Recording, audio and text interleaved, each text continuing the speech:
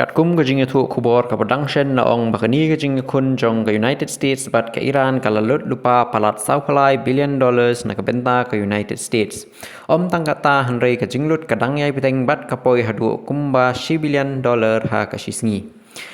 Kat ba kapor kanang yat ke US kadang du tang ya kapisa hanrei ru ya kitiar jingale ke bakordor kani ka pen I ba kani ka jinga kun kamdei ka basuk hanrei ka long ka bakia bat ka pasimpor ha ka benta jong kiling sun jingale la yathu ba ka US kaladu Southly ki F-15E Strike Eagle ka basngau pala ka long balai tali na kini ki la shapan hab da ka friendly fire ka badakari Kuwait ka badeiru ka parlok jong ka US kat ba ka weipat ka la shapan hab da ki bor jingada jong ka Iran Nalor kani ke F-35 Lightning II ka badai ka ling sun stealth ka batbit tam jong ka US ka lasya kata ha ka jing yakun. Walaum shem la julor lod henrei ka lasya penjulor bat ka dor jong ka kalong palat $6 million. Ka A-10 Thunderbolt 2 ka batip patba kum ka Warthog ka lasya penhab da ki bor jing yadaw jong ka Iran henrei unong nya ulalat im. Kawai bat ka jing yod do nong ka bakraw ka long ka jing julor jong ka E-3 Sentry AWACS kabadai ka ling sun command center hasun meneng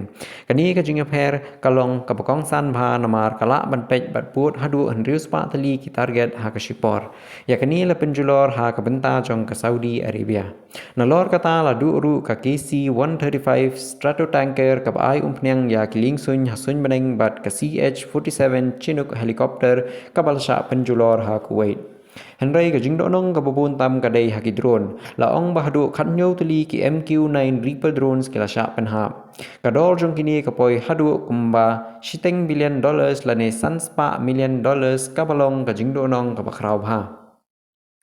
tang kitiar ki badu Henry ka donru ka jing donong ha ka jing imbrio la yathu ba khatsan ngut ki sipai jong ka US kila khlat no bat palat san spa arpo ngut kila mensaw ha kani ka jing yakun Kini baro ke pen I bawat la ke US kadai kari ka badon bor sipai ka bakraw henrei kani ka jingakun kalas dang manlong kum ka jingale ka bajenjar bat ka basimpor ka jingakun kala penlong ya ke US bandu kat banang mi kisngi menta ka jinggali ka pokongsan kalong hadu ka nu ka US kan la ban teng ya kani ka jingakun